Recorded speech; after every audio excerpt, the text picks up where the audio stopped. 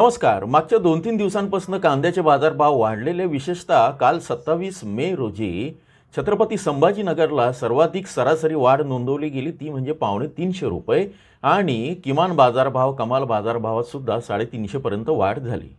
लासलगाव पिंपळगावसह अनेक ठिकाणी पुण्यामध्ये सुद्धा दर वाढलेले होते. एकूण ही दरवाढ 100 ते ₹300 होती. आज सकाळी म्हणजे 28 मे 2027 रोजी पिंपळगावला 1000 वाहनांची आवक झाली आणि किमान जे दर होते त्यामध्ये पण वाढ होऊन ते आता 10 ते ₹17 गेलेले आहे. म्हणजे पाटणा किंवा श्रीलंकाच्या कोलंबोसाठी जो कांदा लागतो त्याच्या दरात जवळपास ₹3 वाढ आहे. दुपारनंतर आपल्याला ट्रॅक्टरच्या लिलावाची पण माहिती येईल. हे पिकअपचे लिलाव आहेत आणि पूर्वी हेच भाव खूप कमी होते. पुणे बाजार समितीमध्ये सुपर आणि बिग सुपर कांद्याचे बाजारभाव आता ₹15 ते ₹17 झालेले आहेत. कसे आहेत ते बघूया.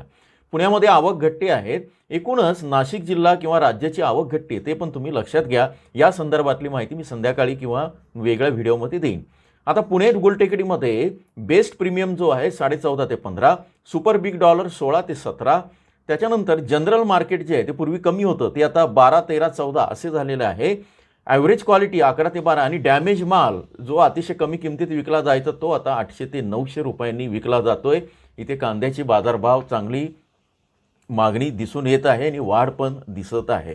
बंगळुरूमध्ये जी आवक झालेली आहे ती घटलेली आहे. ती साधारण 38,000 यशवंतपुरा मंडईमध्ये आणि दुसरी जी दसनापुरामध्ये झाली आहे ती साधारण 1500 बॅग. आणि लासलगावची सुद्धा कांद्याची आवक जी सकाळी 7 वाजता जी आकडेवारी आलेली आहे ती घटून साधारण 185 वाहनांपर्यंत आलेली आहे.